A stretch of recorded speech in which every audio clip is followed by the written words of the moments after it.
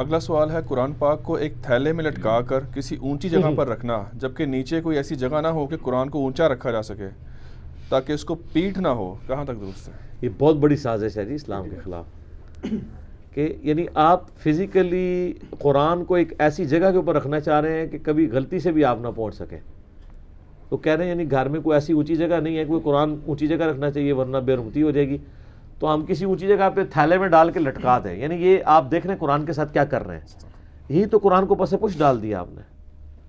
سورۃ الفرقان کی آیت نمبر 30 ہے، وقال الرسول یا رب ان قوم اتخذوا هذا القرآن مہجورا۔ رسول اللہ صلی اللہ علیہ وآلہ وسلم شکایت کریں گے کہ اے اللہ میری قوم نے قرآن کو پیٹھ کے پیچھے ڈال دیا تھا۔ تو یہ فزیکلی پیٹھ کے پیچھے ڈالنا نہیں ہے، بلکہ اس کی تعلیمات سے روگردانی ہے۔ تو یہ بھی تعلیمات سے روگردانی ہے کہ آپ نے اس کو ٹیشی دے چڑھا دیتا ہے، اور اتنے بڑے بڑے غلاف ہوتے ہیں کہ ان کو لپیٹنے اور کھولنے کے لیے بھی نا 3-4 منٹ ریکوائرڈ ہوتے ہیں۔ میں تو غلافوں کا سخت دشمن ہوں، یہ غلافوں نے تو لوگوں کو قرآن سے دور کر دیے۔ غلاف کھولنا پڑ جائے، آپ مسجد میں جائیں نا، آپ نے قرآن پڑھنا، آپ غلاف والا قرآن کھولیں گے بغیر غلاف والا؟ آپ کہیں گے پہلے اس کو کھولوں اور اس جو مڑ مٹی بھی نکلے گی، یہ بھی چانس ہوتے ہیں۔ کہتے ہیں جی قرآن سب سے زیادہ پڑھی جانے والی کتاب ہے، لیکن اس کا تلخ پہلو یہ ہے کہ دنیا میں سب سے زیادہ بغیر سمجھ کے پڑھی جانے والی کتاب قرآن ہے۔ سمجھ کے پڑھی جانے والی نہیں، بغیر سمجھ کے۔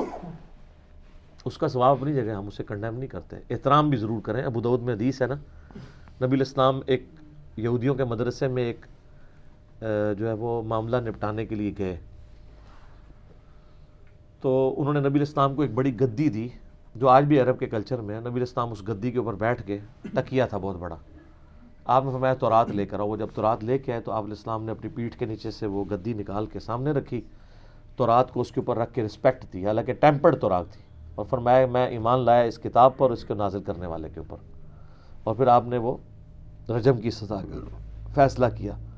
انہوں نے چھپا لی تھی وہ آیات، تو نبی الاسلام کے ساتھ صحابی تھے جو عبرانی زبان جانتے تھے، انہوں نے کہا یا رسول اللہ انہوں نے چھپا لیے ہیں، اس کے نیچے وہی سزا ہے، کیونکہ اشرافیہ کے لیے اور قوانین رکھتے تھے، وہ غریبوں کے لیے اور۔ تو اس میں یہ ہمیں پتہ چلا کہ نبی الاسلام نے تحریف شدہ تورات کو بھی تکیے کے اوپر رکھ کے رسپیکٹ کا پہلو رکھا ہے، لہذا قرآن بھی تکیے کے اوپر کسی ٹیبل کے اوپر پڑھتے ہوئے رکھنا چاہیے تاکہ رسپیکٹ کا پہلو رہے۔ البتہ یہاں جو ہمارے معاشرے میں مت ہے نا کہ ہماری بڑی بوڑھیاں تکیے پہ بیٹھنے نہیں دیتی ہیں، چاہے اس تکیے پہ کبھی انہوں نے قرآن پڑھا بھی نہ ہو، وہ کہتے ہیں تکیے پہ بیٹھنا گناہ ہوتا ہے۔ اس کے پیچھے مت یہ ہے کہ چونکہ تکیے پہ رکھ کے بوڑھی عورتیں قرآن پڑھتی تھیں اونچی رکھنے کے لیے، تو اب وہ دنیا کا ہر تکیہ جو ہے نا وہ قرآن کے ساتھ اٹیچ ہو چکا ہے۔ تو ان کو میں پھر یہ پھکی دیتا ہوں کہ یہاں تو نبی علیہ السلام تکیے پہ بیٹھے تھے اور آپ نے اپنی پیٹھ کے نیچے نکال کے تورات کو رکھا، رسپیکٹ بھی دی، تو آپ کی ڈاکٹرین میں تو غلط ہے۔ جو پیٹھ کے نیچے آیا ہوا تکیہ اس کے اوپر قرآن رکھنا، آپ تو غلط ہی کہتے ہیں۔ یہ وہ احترام نہیں ہے جن کے اوپر آپ نے زیادہ اپنے آپ کے اوپر حیضہ کرنا ہے۔ احترام یہ ہے کہ اس کی تعلیمات پر عمل کریں۔ سورہ صاد میں ہم نے قرآن اس لیے نازل کیا تاکہ اہل ایمان اس میں تدبر کریں، اہل عقل اس سے نصیحت حاصل کریں۔ وَلَقَدْ يَسَّرْنَا الْقُرْآنَ لِلذِّكْرِ فَهَلْ مِن مُدَّكِرٍ، ہم نے قرآن کو نصیحت کے لیے آسان کر دیا، تو ہے کوئی اس سے نصیحت حاصل کرنے والا؟ ہم نے اس کو رسپیکٹ کے پہلو میں اس درجے تک لے گئے ہیں، یہ تو میری کتاب زندگی ہے، یہ تو میرے سرانے ہونی چاہیے، یہ تو میرا اوڑھنا بچھونا ہونا چاہیے، اور پھر اس کے اندر وضو کی شرائط اور باقی شرائط ڈال ڈال کے نا پوری نیک نیتی کے ساتھ کامیاب ہو گئے ہیں اس کتاب سے دور کرنے میں۔ کوئی بیچارہ لے کے بھی بیٹھ دینا، اب تو ایسے علماء بھی ہے جنہوں نے کہا کہ موبائل پہ پڑھنا حرام ہے، کیونکہ ان کو خطرہ پڑ گیا موبائل پہ، تو ہم یہ بھی نہیں کہہ سکتے کہ بغیر وضو کے پڑھ رہا ہے، کیونکہ فزیکلی مصحف تو نہیں چھو رہا، ایون آپ جو اسکرین پہ بھی چھو رہے ہیں مصحف تو اس کے اندر ہے، اور وہ بھی الیکٹرو میگنیٹک ویوز کی فارم میں ہے۔ ان کے نزدیک یہ ہے کہ مصحف اگر جنبی شخص بھی کپڑے کے ساتھ مصحف پکڑ لینا تو جائز ہے،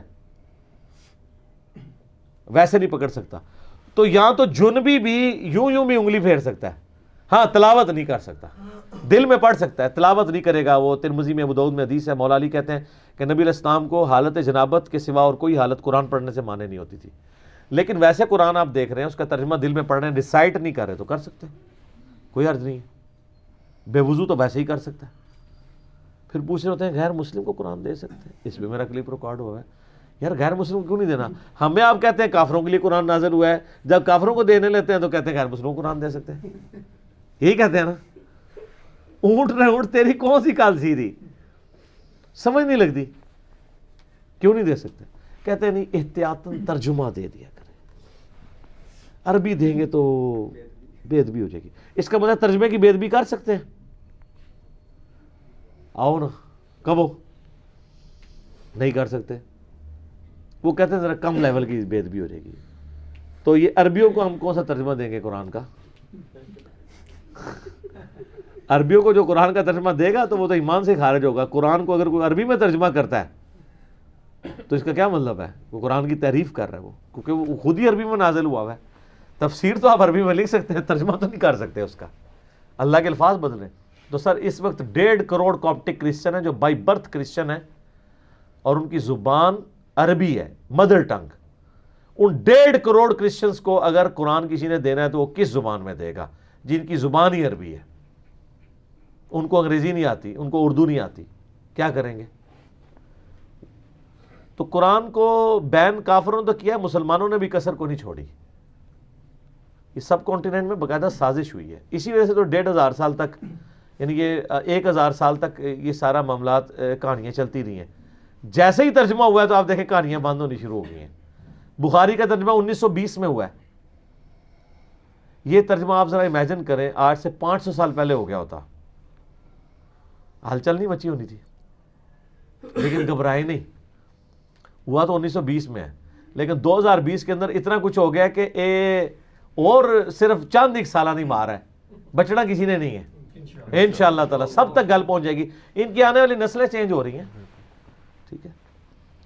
اگلے دن ہمارے ایک جاننے والے ہیں تو ان کو ایک ڈاکٹر صاحب ملے تو مجھے بتانے لگے کہ وہ ڈاکٹر صاحب جو ہے نا وہ بڑے کٹر قسم کے, اسٹرانچ قسم کے بریلوی, اور ان کے بچے جو ہیں وہ میڈیکل کی تعلیم حاصل کر رہے ہیں.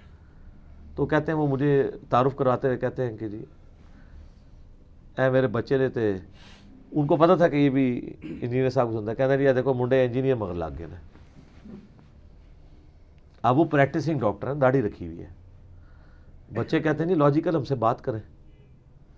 تو وہ کیسے کریں لاجیکل, جو عقائد اور نظریات کی لاجیکلی پروف ہی نہیں کر سک رہے, جو ان کو ہانٹ کر رہے ہیں, وہ لوگوں کیسے پیش کریں؟ اس پلیٹ فارم کے سوا کبھی کہیں آپ نے یہ بات سنی ہے کہ یار ساروں کو سنا کرو پھر دیکھا کرو کون صحیح بات کر رہا ہے؟ تو میں کیوں کہتا ہوں؟